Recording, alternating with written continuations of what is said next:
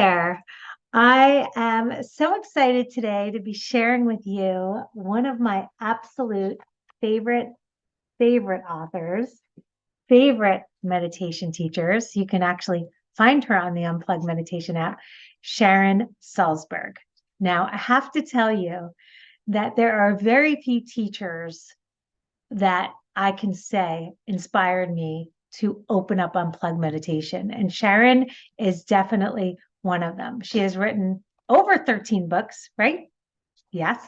And we've spoken to her before about a couple of the books that she's written, but I'm really excited about this one. And it's because rarely do you get a book that's so small, so easy, and so life-changing. And it will make you smile. And I'm really excited to be reading some of the pages from Finding Your Way, Meditations, Thoughts, and Wisdoms for Living an Authentic Life.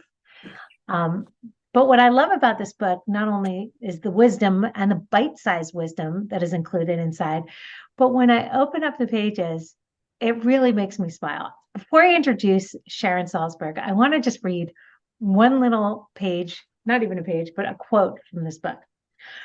Thoughts come up that we don't plan. We don't say, at 9:10, I'll be filled with self-hatred. We can forgive ourselves when these painful thoughts arise unbidden. So I just love the way she puts things because it's so applicable to every human on the planet. Before we start, I would love to know, where are you all in from? If you could put in the chat, we'd love to know what cities you're in. Please put it in there. And I want to shout out Jelena Wallace, who's on this call with us. Jelena, smile. New York, Lisbon, Portugal, Newport Beach, Santa Monica, Redondo Beach, Connecticut, Houston, Texas, Raleigh, North Carolina, Toronto, Playa, West LA, Kansas City, Santa Monica. This is amazing. We've got so many people on this call. So Pasadena, beautiful. And if you at any time have questions for Sharon, that is what this is all about. The Unplug live chats are about building community, taking it offline, and making it more live. So we want to meet you. We want to see your faces. If you can keep your faces up, we'd love to be able to look at you when we're talking. But I want to introduce Sharon Salzberg. You're muted. Hello. I'm not muted. Now you are good. Hi, Sharon. Hi, it's wonderful to see you. It's wonderful to be with all of you. I love that you are here. I appreciate you so much. I am such a huge fan. You know this, of your work. I follow you. Many of you don't know, people call Sharon the loving kindness lady because she is the mother of loving kindness. And loving kindness is not a saccharine sweet technique. It is something that will literally change your life. And she actually leads the loving kindness meditation on the Unplug app. Sharon, today we're going to be talking about your book, but I also want you to just talk about who you are, how you got into this, and how you came up with this amazing book called Finding Your Way. Thank you. Well, it is my 13th book, and somebody just said to me, 13 is not a lucky number. So I thought, like I've got to write another book, but I need more life to happen first, I am a New Yorker. I grew up in New York City. I went to college when I was 16, and then when I was 18, I went to India as part of an independent study program. And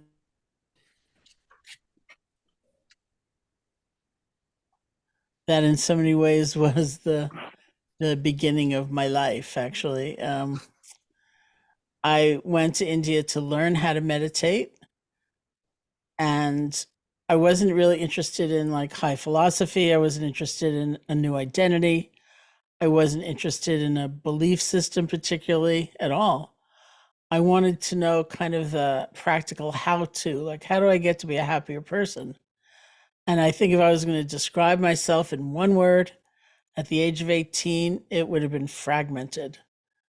And what I yearned for, somehow intuitively sensed was possible, was a sense of integration, of wholeness, of kind of bringing all those parts of myself together and being me in some way. And so I found just what I was looking for in India, very direct instruction and methodology and techniques, and began to practice. I had wonderful teachers.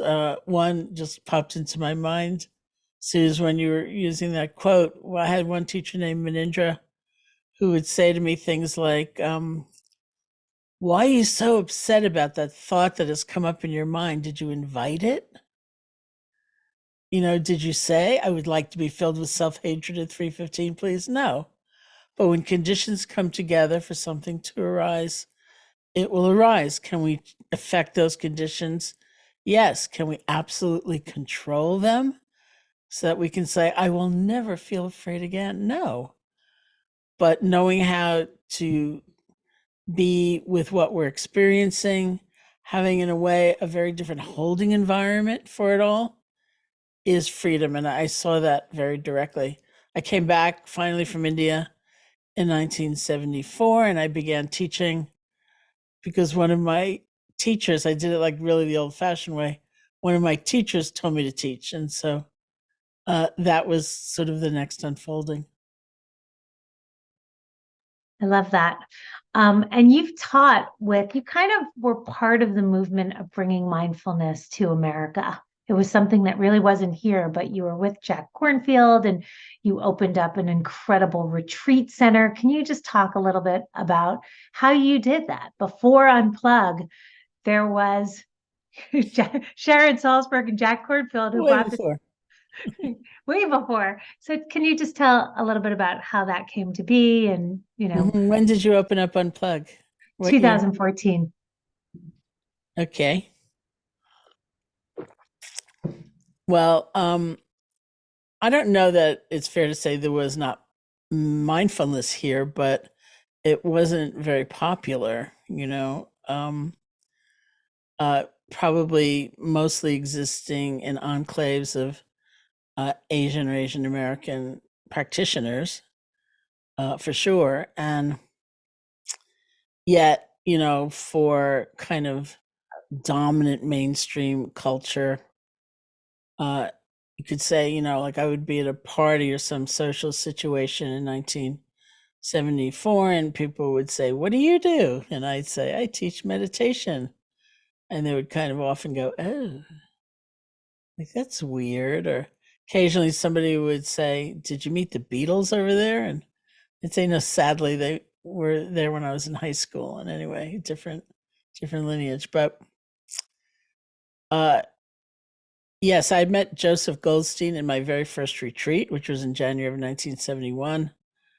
When I came back in 74, Joseph was teaching with Ramdas and a whole number of friends at Naropa Institute in Boulder, Colorado, which had just began that summer. I went to visit him. Jack Cornfield was living down the hall. He was another teacher there. And then the three of us sort of got together with a few other people, and we would just respond to invitations. Somebody would write and say, I can get together some friends and a cook. Can you come teach a retreat? And everything was in the retreat format then. Can you come teach a retreat? And we'd say, yes. And then we'd go teach the retreat. And at the end of that retreat, we never knew if there'd be another retreat. And we're literally sleeping on people's living room couches and just crashing in their houses. And I think there was a friend that we often stayed at his living room. And I think out of some self-defense, he said, I have a rental property down near Santa Cruz. Why don't you go stay there? So we opened up a retreat center. In effect, it had a few extra bedrooms. And we said, if anyone wants to come do a retreat, we'll feed you, we'll take care of you. And somebody came through and he said, you should start a real retreat center in this country.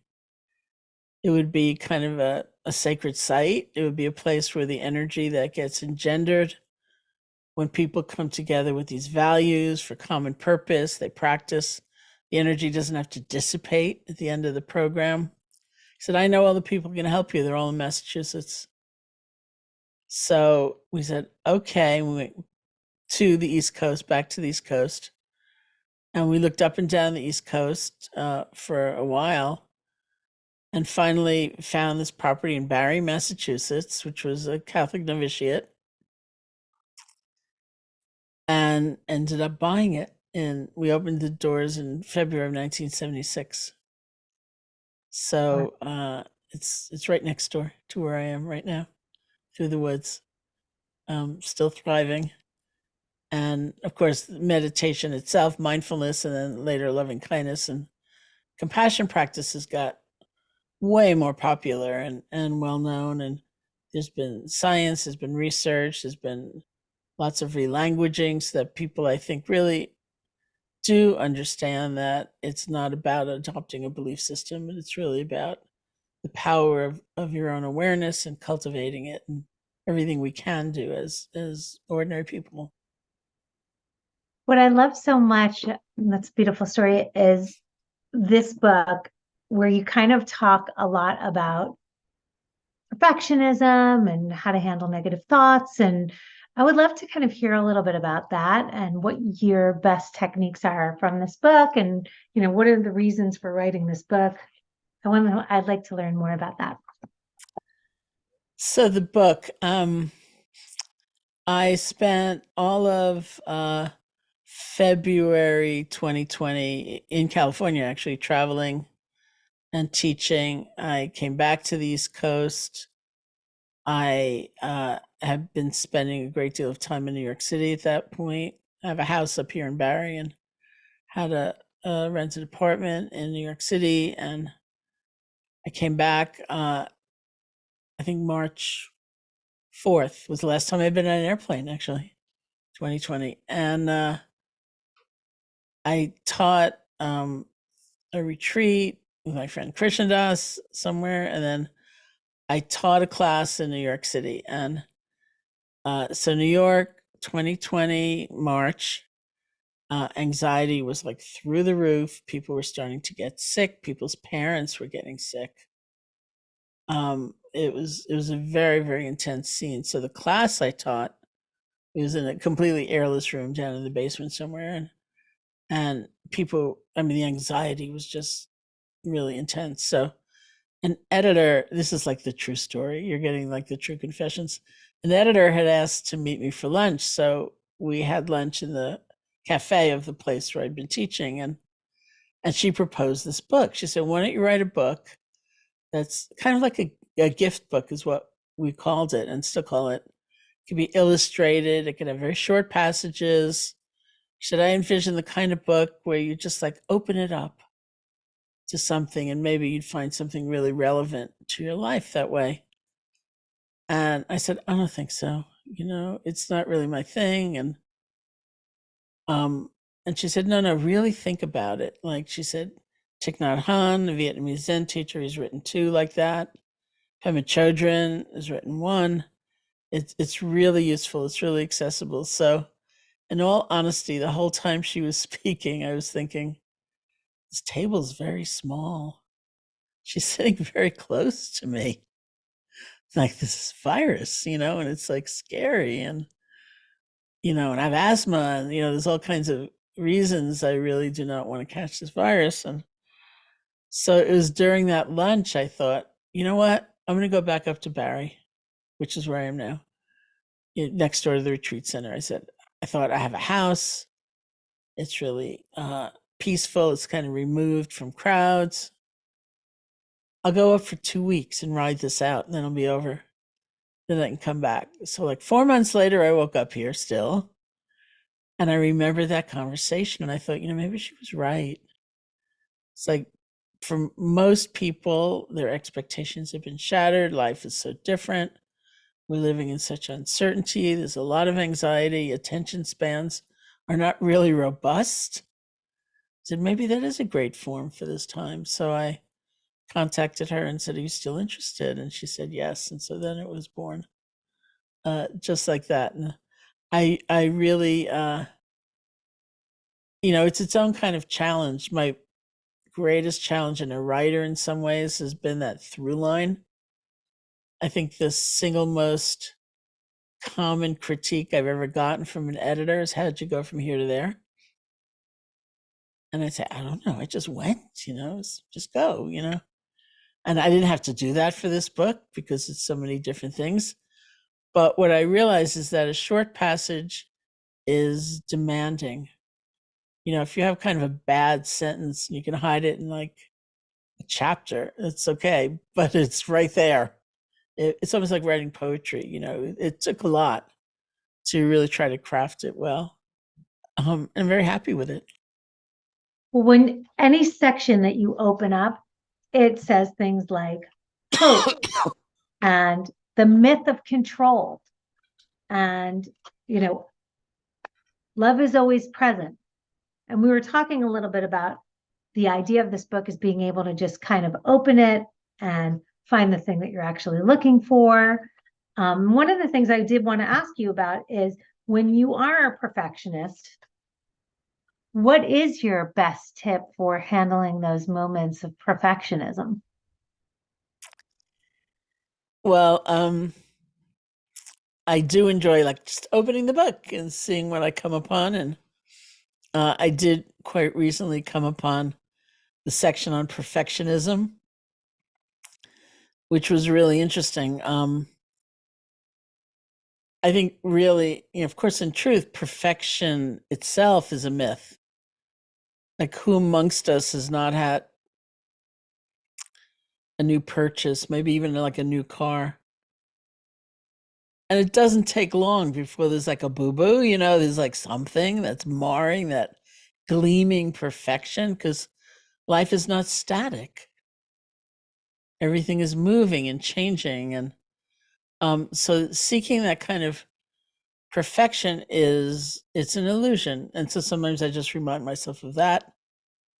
Sometimes the story I'd like to tell, I'm sure you've heard it, is about when this friend brought me to that area in Washington, D.C., where there's this concentration of cherry trees and they all bloom at once. So that's cherry blossom season. And she brought me there one year and I was just in awe. I thought, that's so beautiful. It's so like all those delicate pink blossoms and they're coming to life all at once. And it's so gorgeous. And then my friend said, oh no, it's past the peak. And I thought, oh no, I'm having a bad experience. This isn't good enough. It's not perfect anymore. And I realized from that and from like the reflections, in both writing the chapter and opening the book, that perfectionism is often, it's just the absorption, sometimes the wholesale absorption of someone else's idea of how life should look. Like, who said we have to experience things in this way, in this speed, in this, comparison to who, like, and so we've kind of lost our center. We've lost our sense of integration, and we're just saying, well, now my life has to map onto their idea of what peak season is, or a true accomplishment, and actually it helps me a lot reminding myself of that. Like, I actually don't need anything to be other than the way it is. And that's how I kind of recenter in some way. Love that. There's another story in this book about you in a taxi cab. Can you tell that story? That is also a story I love. It was one year I was in New York City, and Thich Nhat Hanh, the Vietnamese Zen teacher, was going to be giving a talk, and I was leaving my apartment to go hear him speak, and I left it like a little bit too late to get a taxi, so I ended up trying to get a taxi at kind of the time when they're about to change shift. And so many times they just don't want another passenger because they have to go return the taxi. And occasionally what a taxi will do is it'll stop and it'll ask you where you're going, because if your destination is close to where they need to return the taxi, then they'll take you in. So this is what happened. I finally got a ride and I was in the cab. and we got stuck in this horrible, terrible, awful traffic. And I felt so bad. I felt, I'll probably never see Thich Nhat Hanh again, which was true. And I'm going to miss him. But I felt actually kind of worse for the driver. I didn't know if he got fined or penalized in some way for turning it in late. And I said, I'm so sorry. I'm so sorry about this traffic. It's so terrible. And he said to me, Madam, traffic is not your fault. Then he said, nor is it mine. And I thought, how great is that? Like, how many times has he been blamed for something that is in no way his fault? And then I thought, I have a completely enlightened cab driver. I don't need to hear Thich Nhat Hanh. We got him right here. And, we actually made it with like 10 seconds to spare. I ran to my seat and sat down, and there was Thich Nhat Hanh. But that driver was such a beautiful embodiment of wisdom and balance and bringing those attributes right into your life. There's so many moments where we find wisdom in places that you would never expect. And you talk about that a little bit more in the book. And I would love to hear, besides that moment, like, where are places where you feel the most enlightened? I feel the most enlightened. Well, people who've given you incredible wisdom that you weren't expecting, or something that gave you a aha moment. I mean, there've been so many in my life, which is an enormous blessing. Like if I think of my teachers, my meditation teachers, they were all very different, which in itself is kind of instructive. That we may have different experiences of different people, but there's often something just like so precious in there. Like my teacher Manindra was kind of like, I think you're describing. It would be like one line, just this one line or this little pith instruction. It would be like, oh, you can see things from this angle instead of from that angle. Look at that. One of his great one-liners to me was, the Buddha's enlightenment solved the Buddha's problem. Now you solve yours. And it was like, it felt to me like maybe the first time in my life somebody was saying to me, you can solve your problem. You can solve the problem of the confusion and the suffering that has brought you here to India to begin with. You can do this.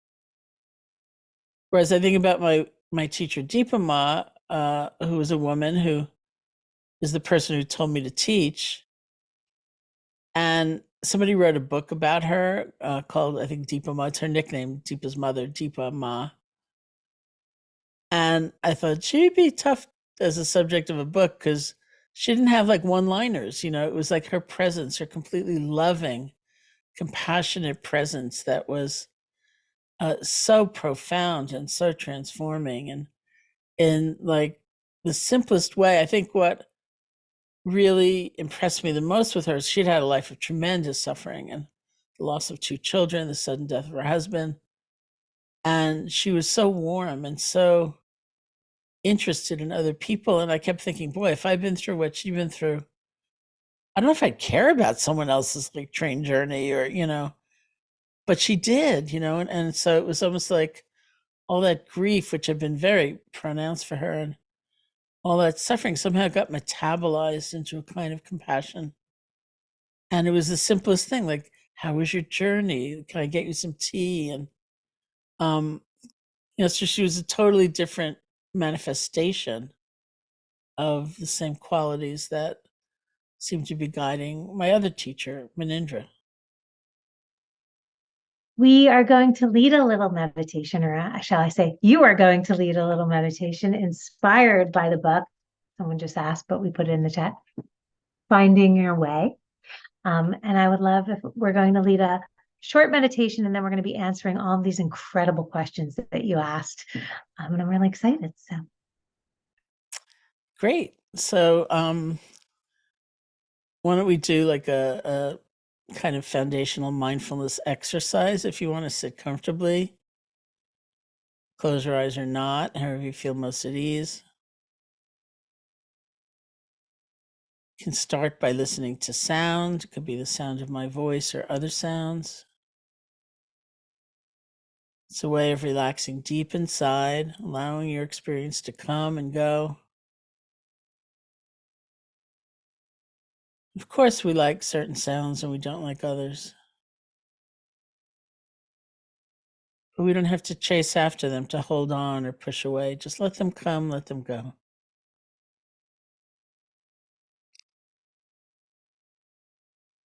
Unless you are responsible for responding to the sound, you could just let it wash through you.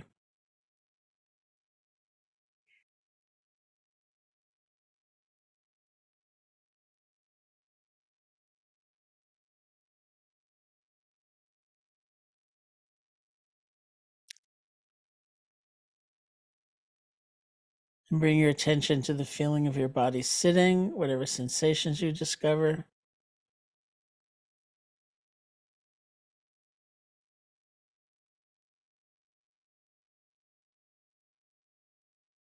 See if you can feel the earth supporting you.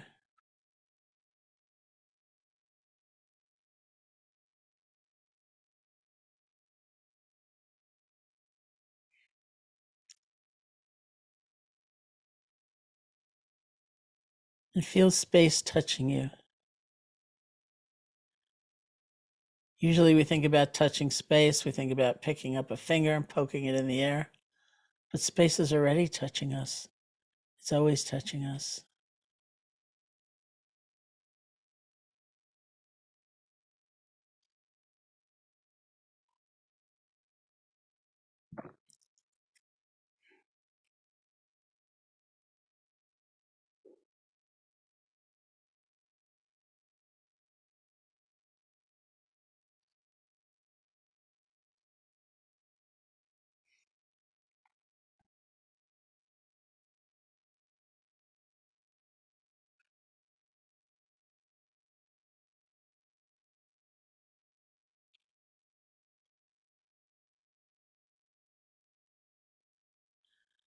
Bring your attention to your hands. See if you can make the shift from the more conceptual level, like fingers, to the world of direct sensation, picking up pulsing, throbbing, warmth, coolness, whatever it might be. You don't have to name these things, but feel them.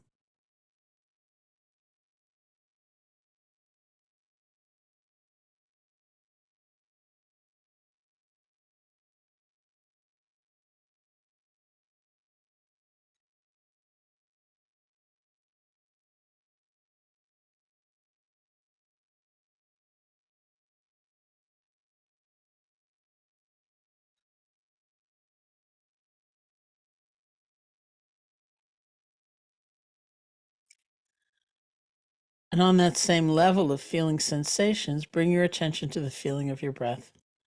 Just the normal, natural breath. You don't have to make it deeper or different. And wherever you feel it most strongly, the nostrils, the chest, or the abdomen, find that place, bring your attention there, and just rest.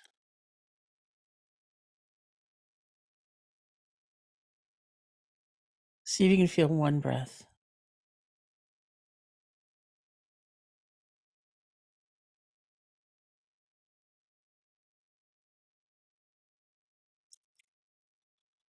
Without concern about what's already gone by, without leaning forward for even the very next breath, just this one.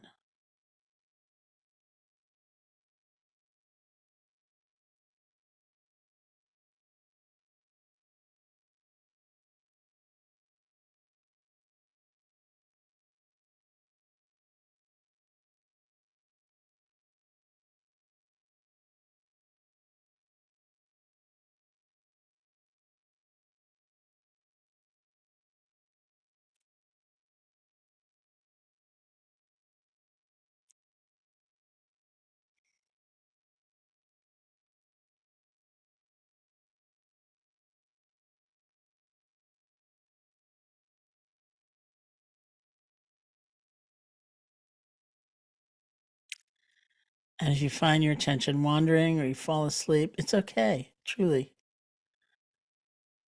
See if you can practice letting go gently, bringing your attention back to the feeling of the breath. No matter how many times You might have to let go and begin again. That's really, really fine. That's the training, actually.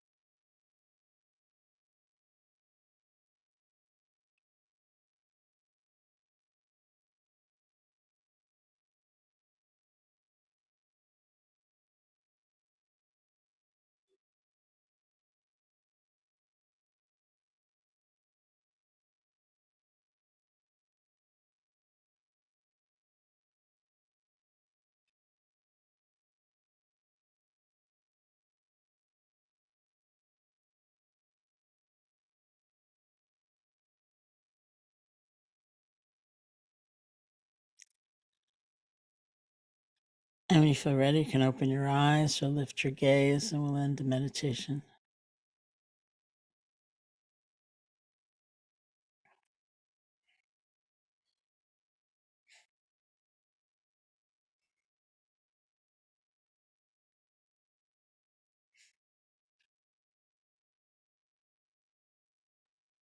We have to open our eyes and be done.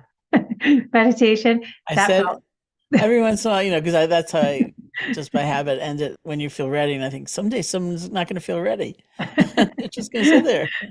I could stay there all the time. There's just something about how you give permission to just let everything be. I love how you do that. You're always so kind and how you understand that. All right, so I'm going to ask you some questions that are from our audience. How to have compassion for people that cause so much harm to others? Well, that's not an easy question. I mean, it takes, I think, a real exploration of what we mean by compassion, Um, somebody was saying to me the other day, that an explanation is not justification. It's not like saying it's okay what they did or are doing. It's not, perhaps, at all okay.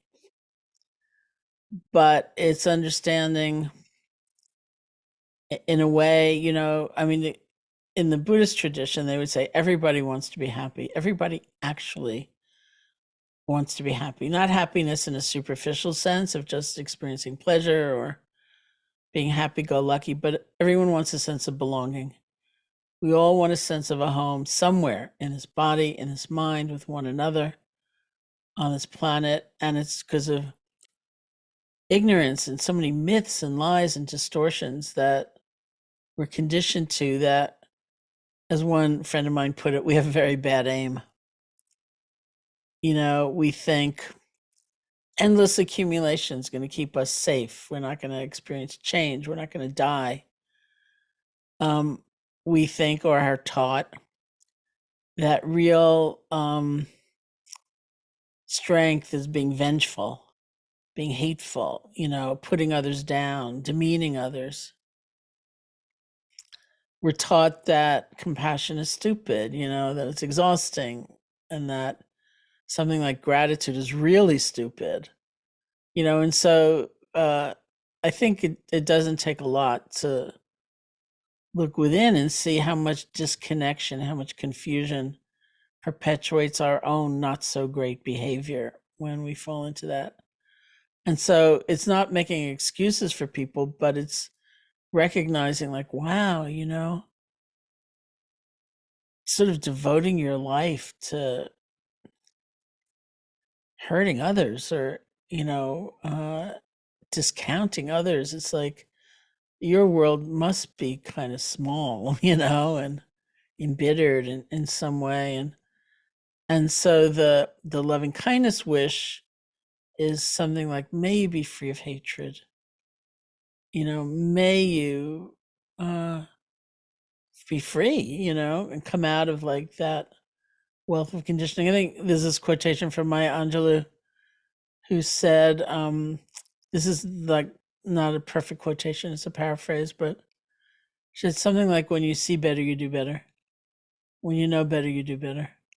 And in the absence of seeing better or knowing better, you're not going to do better.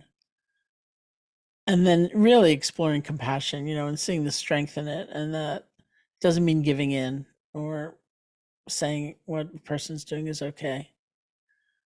In the end, sometimes I come down to the Buddha taught loving kindness meditation as the antidote to fear. And so taking little baby steps, exploring like, what would it be like to actually, instead of just going through the list of this person's horrible deeds again, wishing that they could be free of hatred. Like, what would it be like? And if that would actually reduce my own fear, not a bad thing, in any dynamic. The book is great. Anything we can do. Okay, wait, actually, I'm going to switch a different question. Best meditation tips for social anxiety. I think with those kinds of questions, thank you so much. Somebody put the actual Maya Angelou quote in the chat. Do the best you can until you know better. Then when you know better, do better. Thank you. When we're talking about working with something that is kind of difficult, or frustrating or inhibiting in some way, there are many approaches. There's one whole approach which would hold true for whatever we're experiencing, which is change the holding environment. Because not only is there the original issue, like the arising of anxiety in certain situations, then there's usually the way we pile on. I'm the only one who ever feels this. I'm the worst person in the world. Spend all that money in therapy and I'm not any better. It shouldn't be here. Shouldn't be able to stop this. I shouldn't be able to control. This is all I'll ever feel. This is going to last forever. This is who I really am, and so it just becomes this enormous complex of difficulty. It was difficult enough when it was just social anxiety, but now we have added a tremendous amount. So one of the definitions we use for mindfulness sometimes is look for the add-ons. There's the original experience and there's everything that just out of force of habit, we tend to pile on. That, you could say that temptation will arise, but that's part of learning how to let go. You see that sense of isolation. I'm the only one. And you see it as the thought that it is, and you let it go. Right? And so that would hold true for whatever difficult feeling might arise. It makes a huge difference. And sometimes people despair because the actual original feeling is still coming up. But life is different. It's very different. Like, I think about my friend, Sylvia Borstein, who describes herself. I always feel a little funny when I talk about my friends. Like, do they think I just talk about my friends like this way? But they say it themselves. So she's a colleague of mine, and she describes herself as a recovering catastrophizer. She said, this was why she got into meditation practice. She was so anxious and so, it was so prevalent in her mind. She said, in a real problem situation, I'm steady as a rock. But when it's my imagination, it just goes wild. She said, I'm the kind of person, and she's like 86 now, so her children are well into their adulthood. She said, I'm the kind of person who'll call one of my adult children and they don't answer the phone. So I just think the worst has happened and I get very anxious. And she said, it never occurs to me they're taking a shower. Or maybe they fell in love. They don't feel like talking to their mother. And, tragically enough in life, sometimes the worst does happen, but not like every time. And you don't have to live it and relive it and relive it and relive it if it's not real. So that's why she got into meditation. She needed to like soothe herself and change that. And also, I bet anything change her relationship with her adult children. And what she would say now is that some of the same thoughts certainly may come up, but she's totally different with them. At least to be able to say, check it out. You don't have to take every thought to heart. You don't have to build an identity around everyone. You don't have to go into crisis mode, every single time. And because of that flexibility, she can relate differently. So she said to me not long ago, she has a new mantra, a new kind of saying she uses, which is not every bus ends up in a ditch. So I thought that was pretty great. Great. Okay, so that's one whole approach. The other approach is seeking an antidote.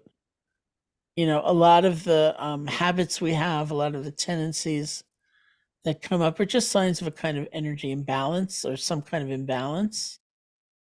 Only seeing the negative would be one example of an imbalance, and stretching a little bit to say anything else happened today, like any good in my day would be applying an antidote. It's not phony or forced. It's just saying, you know what? My mind goes here. That's a habit. What's also true that I overlook in general or doesn't get much airtime? And in terms of anxiety, sometimes the antidote, it's not cognitive necessarily, it's energetic, it's in your body. So people practice things like changing your breath, doing a very intentional kind of breathing for a little bit, so that there are a lot of varieties and some are more elaborate than others, but the basic principle seems to be if your out breath is longer than your in breath, the parasympathetic nervous system will start taking over for the sympathetic nervous system. So your whole kind of nervous system, your being will sort of start to chill. Your blood pressure is likely to go down.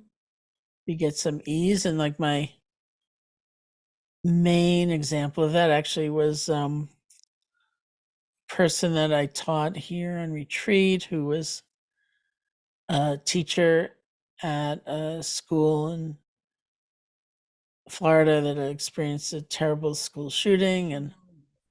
And we talked a lot in the retreat about tools, just having tools like this that, especially if you feel way out of balance, you can just apply like an antidote. So the retreat ended on a Sunday. She went back to Florida. She went back to work on Monday, and there was a drill, which happens very often, which is a very re-traumatizing experience for people. And she said she was in a closet at the school, doubled over, having a panic attack. And she remembered, oh, I have tools.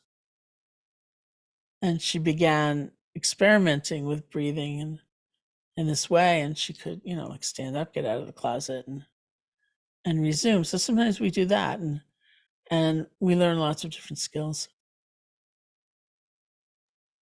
Next question is, what is the best way to increase staying in the present moment? Increase my living in the present moment.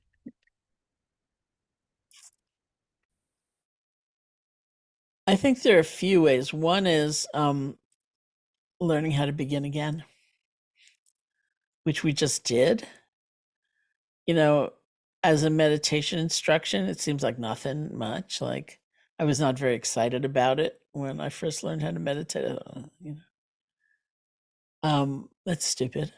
But it's a huge, huge thing. Your mind wanders, you learn how to let go, and you begin again. You don't go off in a 16-hour judgmental train. You don't compare yourself to everyone else who's ever meditated in the world.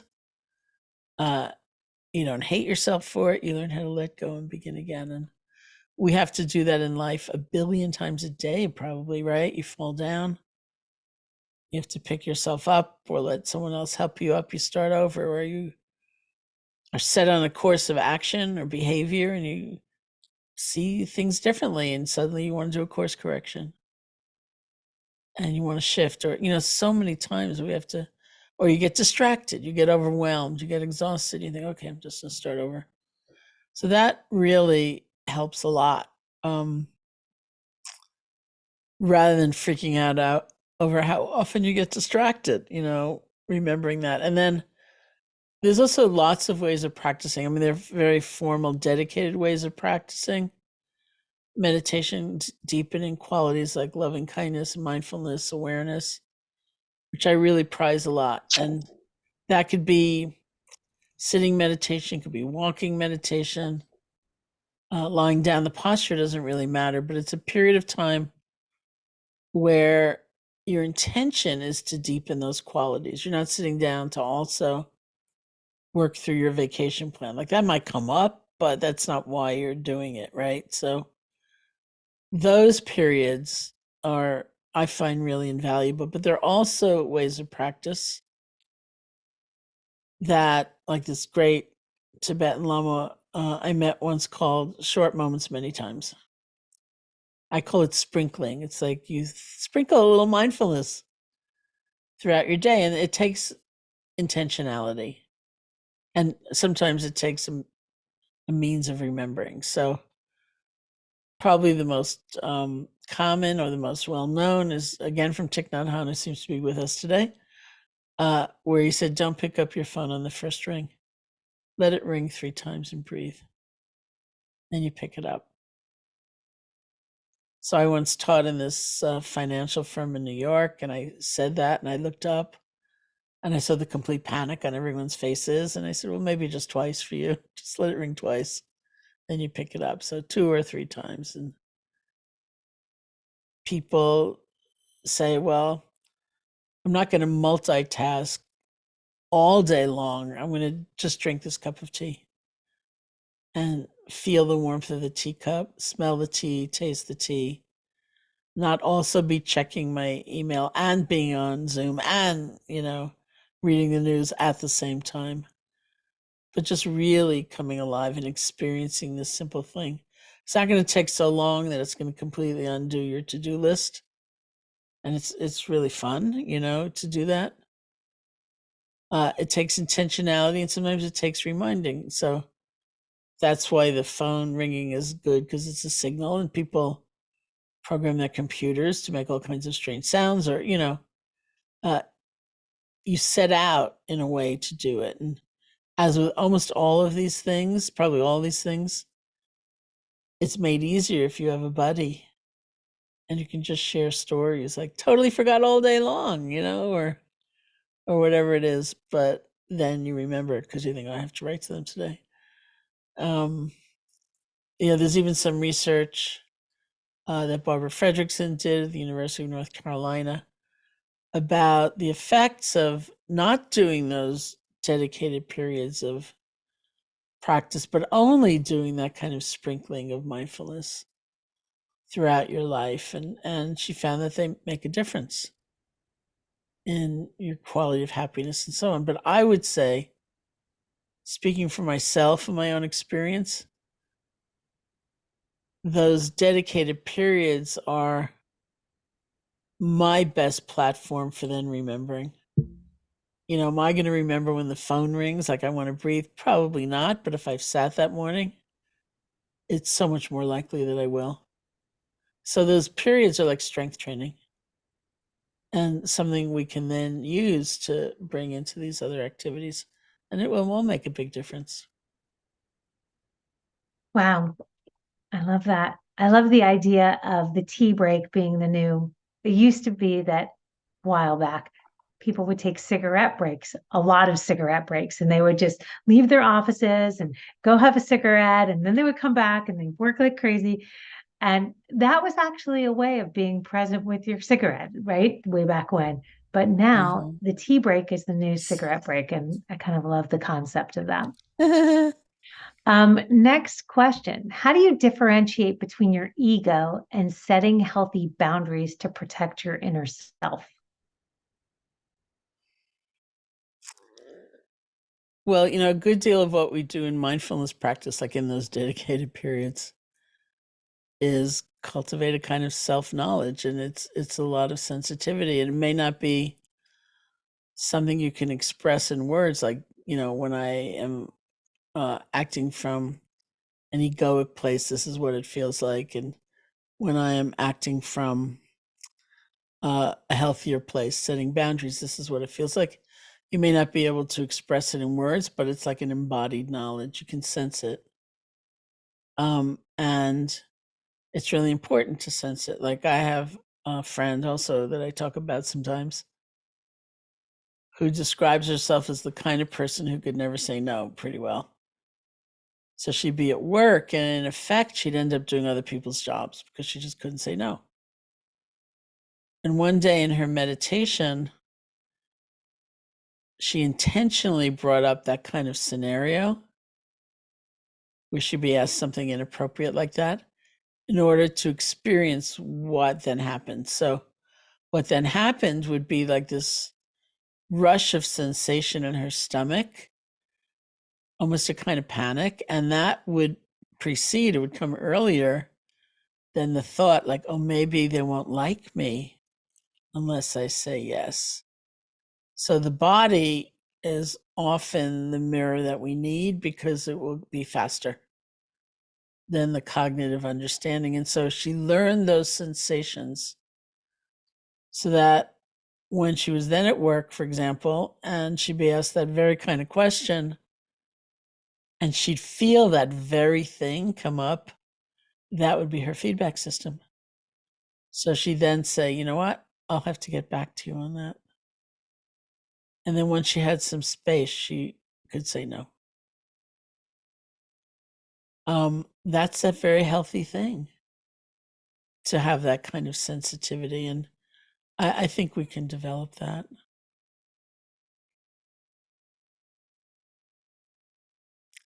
Our last question is, and then we can stay on a little bit longer, but this is going to be the last formal question. Finding your way. This is a great question from James. How do you push through external barriers, blockers to find your way? So maybe how do we find our way? We can buy the book. Thank you. And I highly recommend making sure that you don't miss that. I think it's a mixture of things, and I would never put down baby steps. I think, small steps do enormous things, and that's fine. You don't have to like wipe out a lifetime worth of fear and insecurity all at once, really. Little steps are fine. I think some of it is looking back at our motivation, like what we really want, and sometimes making it bigger. Like we tend to be very specific, like I want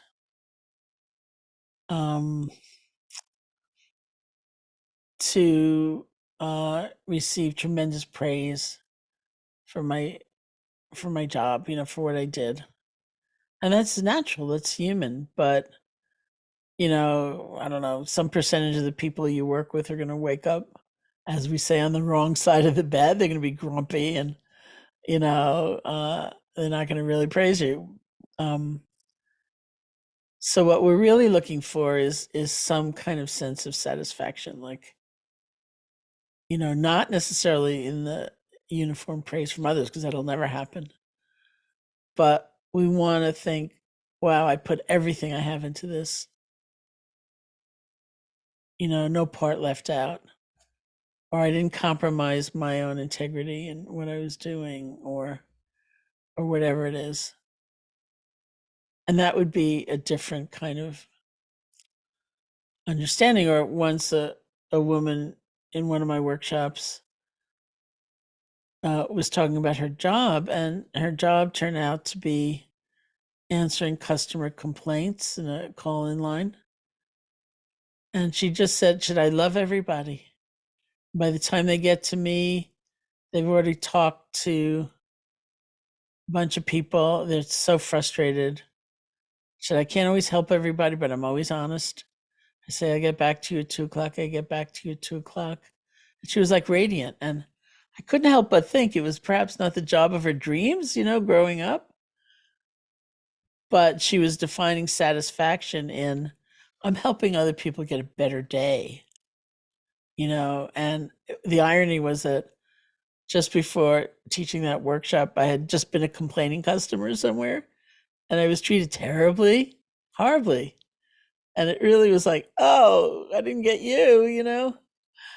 Um, so sometimes we just expand our sense of where satisfaction is. And then we look at what's realistic, you know, if we're not going to be happy until every single person on earth says that's the best book I ever read, that's not going to happen.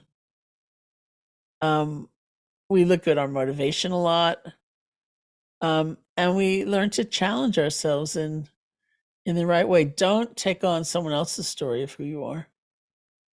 You know, you can define your own story. You know, they may say, well, you know, a person like you can't do this or do that. Well, if I really want to do it and I look at it and it seems within the realm of reality, um, step by step, you know, I just apply myself. This too is the kind of thing, it's so much easier when you have a mentor, when you have a friend, when you have a model of someone, or not even a model, but somebody going through it. Like, I never thought I could write a book. I so much wanted to write a book. Even as a child, I would say, you know, I want to be a writer. And then circumstances arose. I was writing Loving Kindness, which was my first book. And writing was very slow going. I didn't know how to use a computer. I knew very few people who had a computer in those days. And I never thought I could use one. I thought I can't learn how to do that. So few of you may be old enough to remember, like, cutting and pasting meant getting a pair of scissors and cutting the paragraph you wanted to move, and you moved it up and down the page, and then you got a roll of Scotch tape and you taped it on. That was cutting and pasting. So it was way slow going. And then we had a visit here in Barre at the retreat center from a 94-year-old monk from Sri Lanka.